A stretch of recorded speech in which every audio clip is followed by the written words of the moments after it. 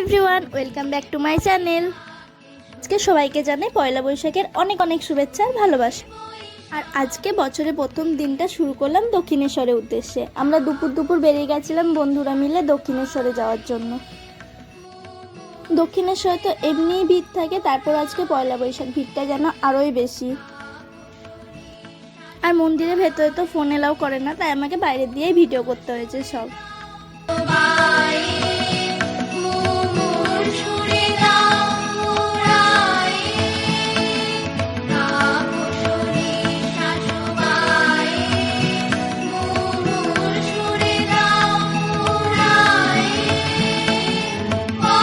তারপর দক্ষিণেশ্বর থেকে আমরা গেছিলাম বেলুর মঠ, আর এখানে আমরা ওয়েট করছিলাম লঞ্চের জন্য। আর এখানে ওয়েদারটা দেখো কি সুন্দর, সূর্য অস্ত যাওয়ার ঠিক আগের মুহূর্তে একটা সোনালি সোনালি রোদ। আর মন্দিরটা তো সামনে দিয়ে ভালো লাগছিলই, যত দূরে যাচ্ছি তত যেন আরও ফুটে উঠছে। দক্ষিণেশ্বর থেকে বেলুর মঠ যেতে আমাদের টাইম লেগেছিল 30 থেকে 35 মিনিট। 30-35 মিনিট জলপথে জার্নি করার পর আমরা চলে এসেছি বেলুর মঠ।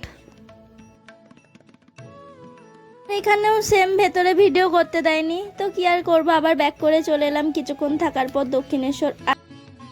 আর রাত্রেবেলা মন্দিরটা যেন আরোই সুন্দর লাগছিল। আর সন্ধেবেলা গঙ্গাধারে আরও সুন্দর একটা হাওয়া দিচ্ছিল, পুরো মন শান্তি হয়ে যাচ্ছিল। মাঝখানে অনেক কিছু খেয়েছিলাম, বাট ভিডিও করা হয়নি, এইটাই একমাত্র ভিডিও করতে পেরেছি। তো আমার এই বছরে পয়লা বৈশাখটা এইভাবেই কাটলো। তোমাদের কার কীভাবে কেটেছে জানিও। Tata, by.